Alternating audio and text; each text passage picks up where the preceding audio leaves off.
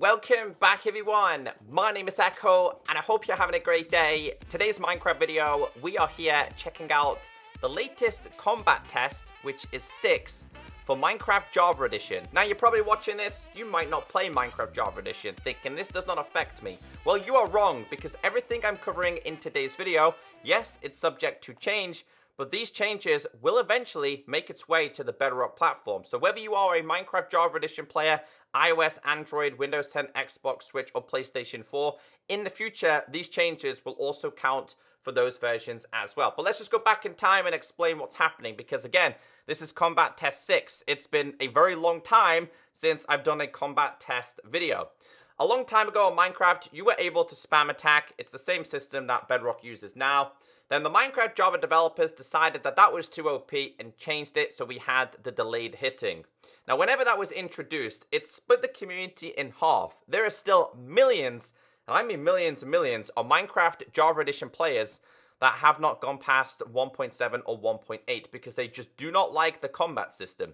So Jeb himself, who is taking control of this, is changing it. Now, I spent the past couple of days, because this snapshot was released a couple of days, I apologize for not releasing a video sooner enough. I've been spending a little bit of time testing this in survival, and the changes are really, really good, apart from maybe one or two of them, and I will explain that in today's video. Now again, Minecraft Combat Test 6, which is pending, there'll be a link down below as to where you guys can check this out, because this will not be in your Minecraft launcher. So it starts off by Jeb posting this, saying, note, this is a test snapshot, not to be confused with the 1.16.2 pre-releases. After half a year of hiatus, here's version 6 of the combat test snapshots. Again, there are some radical changes, which means we're still not ready to move on to phase 2 of the tests, which means fewer system changes and more focused on number balancing.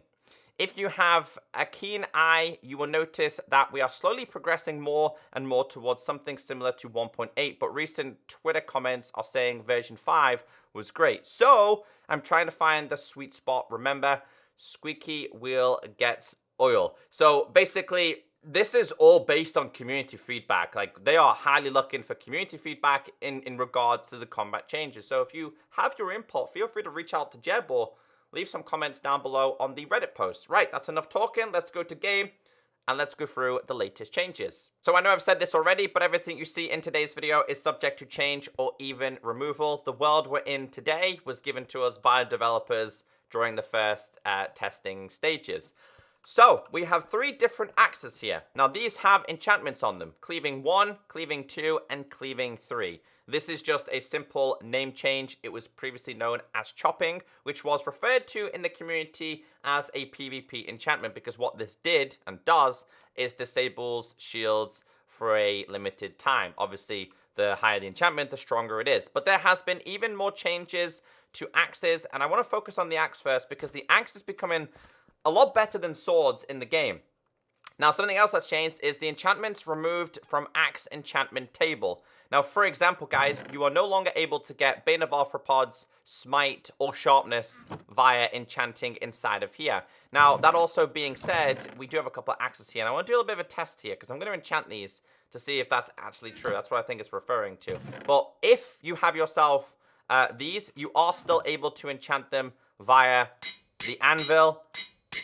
It still can be done. Now, something else you cannot do is you cannot combine cleaving and sharpness cleaving and smite cleaving and Bane of Arthropods.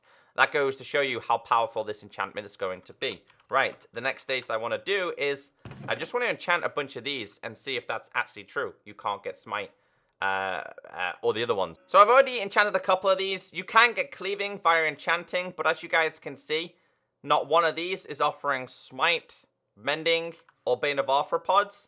I got a feeling a lot of people are not going to be happy about this, because I think people do prefer to use an axe over a sword, but it just doesn't seem to be producing those ones. So I think people are still going to prefer to put a book with an axe to get their favorite enchantments. But yeah, it's officially confirmed. They have removed Bane of Arthropods, Smite, and Sharpness from the crafting, the enchantment loot table. So I said at the start of today's video, there was one thing that I didn't like after messing around with this, but I did like in the previous snapshot test. And that was not having sweeping edge always on a sword. Now, Jeb has reverted this, and I don't know why. So basically, sweeping edge is always going to be on your sword. Meanwhile, for an axe, it's not always there. Now, the sweeping is, as you guys can see, the white animation that goes across your screen. It's not there on an axe. So I want to just go to sweeping. We have sweeping edge. Obviously, if we were to put this inside of here and enchant it, it then obviously becomes the sweeping animation as well. But I don't like that. I don't like this. Personally, I'm not a fan of this. I think sweeping edge should just be a standalone enchantment that you decide to put on yourself. Why it's always there, I really don't like it. So you probably noticed when I was attacking, there's no attack indicator anymore. There used to be attack indicator around here, or it could be on the side of there. Jeb said that's no longer the system they are using. Another thing is, you're able to spam again. Now, I want to test, I want to test this against the creeper, for example. So if we hold this down, does it seem to be as powerful as a full-blown attack? So that's a 3 attack. Let's try this. 1, 2, 3. So it's not as strong. It seems to be that when you're attacking and holding it down, because again, you are able to spam click again, it doesn't seem to be as powerful. Still seems to be like full-blown attacks are a lot better. But yeah, that was something else that changed in the previous ones as well. So there has been a couple of changes to shields. It says here, shields recover faster after an attack, but have to take this into consideration. Shields now only protect up to 5 damage for melee attacks. Still 100% from projectile attacks. So if someone's firing arrows at you or anything else like that, you're still able to protect from them. However, 2 different ones here. Let's just grab ourselves, let's just move this here and let's eat this. And let's go to / game mode survival real quick. If we place down ourselves this guy here and we defect, as you guys can see, we're able to defend against it with the recover time being incredibly fast. But what I'm going to do is I'm now going to change this to a Vindicator, which I know can do a little bit more damage. So if we place down a Vindicator and we have this, as you guys can see, the shield is disabled for a number of times. So this guy is able to give me one hell of a whack, and I'll tell you that. So yeah, there's going to be a whole range of mobs that are going to be able to attack you. I wouldn't say it warrants the shield useless, because what it's done is deflected how much damage it does to you in one hit. The problem is, though, there's quite a few mobs that are just as strong as the Vindicator. But yeah, they're the changes to the shields in this one. So we have a couple of changes to the bow, crossbow. I'm going to say trident as well. So this is to do with the longer you are holding your bow, the more you're going to shake. So if we just aim at this and we hit it, no problem at all, right? So what Jeb did do in a previous one is made arrows more accurate. So basically, there was a chance that when you were firing at something, you wouldn't hit the target that it was intending to hit, right? And it's also increased like the drop. So for example, now that you're firing at things, it's got like I think it's 100% chance to hit these. There's a 100% chance that every single time I fire this, it's going to go to the location I was aiming at. Previously, it could have a chance of going slightly off. Well, what's happened here is the longer you are holding your attack, the bow will begin to shake up and down. You can see that. That is when, I believe, your arrow is not as accurate as before. Has a chance to go off. So that one went up well off. But you can see here, the shorter you're holding it, the more chance you have of hitting your target 100%. The longer you're holding it, well, it's not going to be as accurate.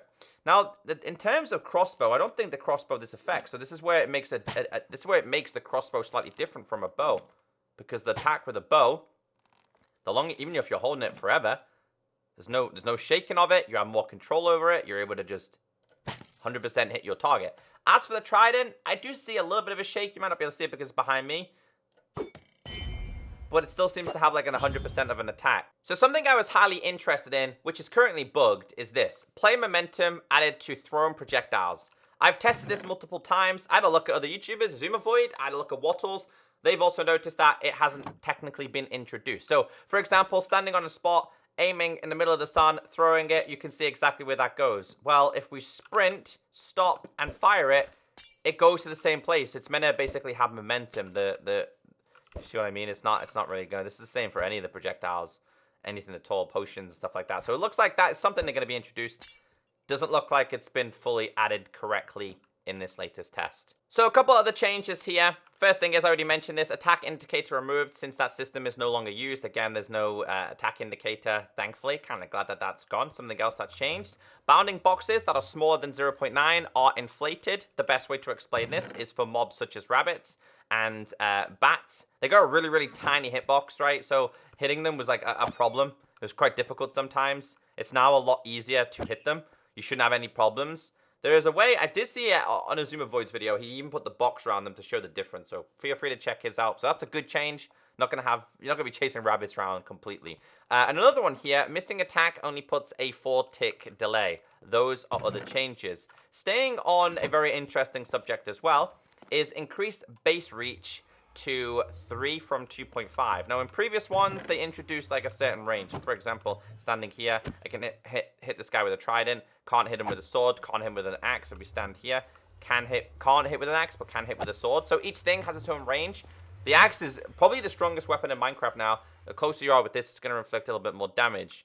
But that is what has changed. So I really like this change. First thing I want to mention is this one. Eating is now interrupted if something attacks you. So if you are just eating yourself some steak, and we're just going to go to game mode survival here. You're just eating yourself some steak. I'm going to let them attack me to start off with. Let's just wait for my hunger to go down a little bit here. Basically, whenever this guy starts to attack me and I'm eating food, let's try it now. As you guys can see, eating is interrupted. Which I think makes sense. It's going to be annoying, but it's going to make sense. So as soon as you're attacked, you got to be really, really careful. It's going to be a case of backing away, then eating, and then beginning to attack again. I like that. Staying on the subject of food changes, reverted eating time to 32 ticks. Another one, natural healing drains food 50% slower.